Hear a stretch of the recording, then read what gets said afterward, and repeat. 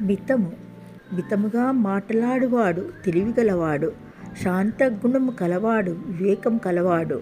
ఒకడు మూఢుడైనను మౌనంగా నుండి ఎడ్ల జ్ఞాని అని అంచబడును.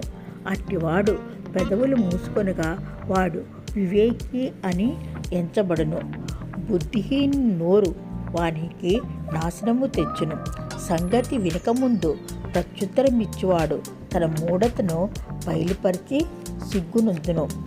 తెలివిగల వానికి వాని తెలివి జీవపు ఊట, మూఢులకు వారి మూఢత్వమే శిక్ష. జ్ఞానుని హృదయము వాని నోటికి తెలివి కలిగించును, వాని పెదవులకు విద్య విస్తరింపచేయును. ఇంపైన మాటలు తేనెపట్టు వంటివి. పరాక్రమశాలి కంటే దీర్ఘశాంతం కలవాడు శ్రేష్ఠుడు. పట్టణము పట్టుకుని వారి కంటే తన మనస్సు స్వాధీన